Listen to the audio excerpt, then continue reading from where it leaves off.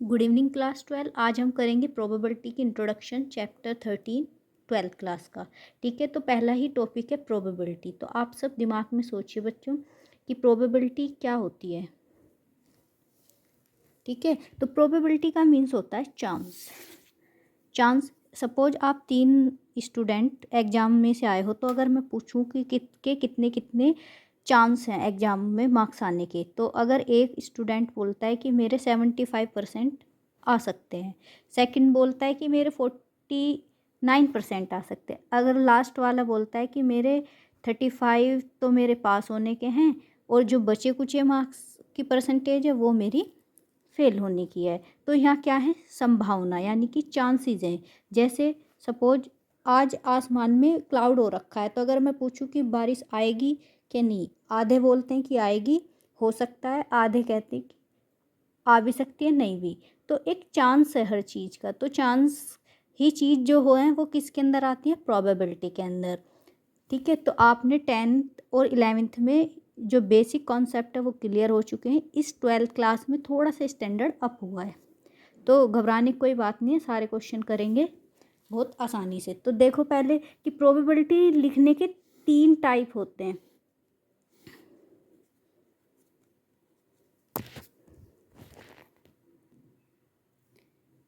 First type से जो हम प्रोबेबिलिटी लिख सकते हैं वो परसेंटेज में लिख सकते हैं। सेकंड फ्रैक्शन, ये फॉर्म है परसेंटेज लिखने की। Third is decimal, decimal form of probability. अब परसेंटेज में कैसे, जैसे कि 20% चांस हैं तो 20% में लिखा गया। अगर मैं इसी का ही फ्रैक्शन बनाऊं तो फ्रैक्शन का मीनिंग क्या हो जाएगा, 20/100 मीन्स कैंसिल आउट करा 0 से तो 1/5। ठीक है, अगर इसे ही मैं डेसिमल में लिखूं तो 0.2। सबकी वैल्यूज़ क्या हैं, सेम। ठीक है, बट लिखने का तरीका अलग अलग है। तो प्रोबेबिलिटी को परसेंटेज, फ्रैक्शन और डेसिमल फॉर्म में लिख सकते हैं। ठीक है, तो आगे देखते हैं। अगर मैं प्रोबेबिलिटी ऑन नंबर लाइन पे देखती हूँ तो कैसे रिप्रेजेंट करते हैं।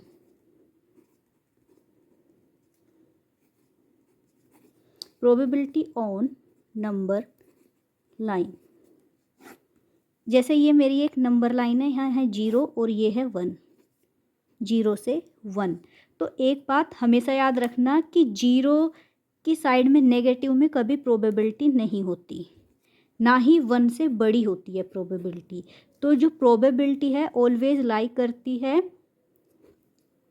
क्लोज इंटरवल 0 और 1। 0 हो सकती है या 1 हो सकती है या इनके बिटवीन हो सकती है। ठीक है, बट इनसे ना ही छोटी ना ही इनसे बड़ी होगी। तो स्टैंडर्ड फॉर्म कैसे लिखेंगे कि probability less than equals to 0 और ग्रेटर देन इक्वल्स टू 1। ठीक है, ये हमेशा याद रखना। अगर मैं बैक में जाऊँ प्रीवियस क्लासेस में जो स्टैंडर्ड था 11th या 10th में, तो प्रोबेबिलिटी हम किसी भी इवेंट की कैसे लिखते थे, फॉर्मूला क्या था, probability of event numbers of favourable outcome, क्योंकि थोड़ा सा रिकॉल करना जरूरी है। तो टोटल नंबर ऑफ आउटकम। ठीक है, तो सारे पॉइंट प्रीवियस के भी देखते चलेंगे फॉर्मूले और न्यू भी एडिशन करते चलेंगे। ठीक है, यहाँ तक हो गया। अब आगे चलते हैं। हमेशा याद रखना कि प्रोबेबिलिटी ई जो है अगर दे रखी है होने की, और अगर सेकंड प्रोबेबिलिटी ना होने की दे रखी है तो डैश से लिखेगा इसे या बार से बनाएगा।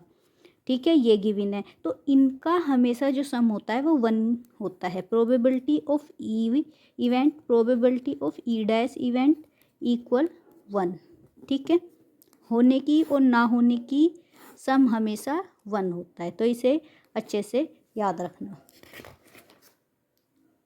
ठीक है, जैसे अगर मैं एक एग्जांपल के थ्रू बताऊं कि 1 ही क्यों होती है। अगर मैं पूछूं कि किसी के 30% होने की है और उस परसेंट और ना होने की कितनी बची, 100 में से 70%। ठीक है, तो टोटल कितना हो गया, 100%। अब 100% को जब आप हटाओगे यहाँ से तो 100/100 आएगा। ये तो चल ही रहा है 30% और 70%, ये 100 से 100 कट जाएगा तो 1। ठीक है, तो होने की और ना होने की जो प्रोबेबिलिटी होती है उसका सम हमेशा 1 होता है।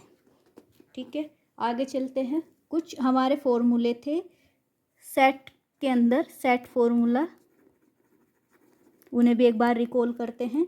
जैसे था पहला formula, probability of A union वाला लिखते हैं पहले, probability of A union B equal probability of A plus probability of B minus probability of A intersection B. ठीक है, एक तो ये फॉर्मूला था। अगर यहीं से ही हमें probability of A intersection B की निकालनी पड़े तो क्या लिखेंगे, probability of A intersection B, ये इधर आ जाएगा और इसे इधर पहुंचा देंगे, probability of A plus probability of B minus हो जाएगा probability of A union B. ठीक है, तो 2-3 फॉर्मूले हैं, इन्हें याद रखो। इस चैप्टर के अंदर अब मेन टॉपिक आएगा जो है क्या है, कंडीशनल प्रोबेबिलिटी, उसे करते हैं। ठीक है, तो इस चैप्टर के अंदर जो पहला टॉपिक है वो है कंडीशनल प्रोबेबिलिटी। तो इसे समझते हैं। इसके अंदर 2 कंडीशन होती हैं, इफ़ और देन की। ये सिचुएशन होती है इसके अंदर, इफ़ और देन की। कैसे समझते हैं, देखो इसमें एक तो हमें 2 इवेंट होंगे, प्रोबेबिलिटी ऑफ ए दे रखी होगी और प्रोबेबिलिटी ऑफ बी, 2 इवेंट होंगे।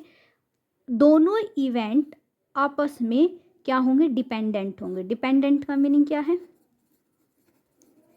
अगर मेरा एक प्रोबेबल इस पे इवेंट पे कुछ भी मैं क्या करती हूँ, चेंज करती हूँ, तो सेकंड वाले पे इफ़ेक्ट पड़ेगा।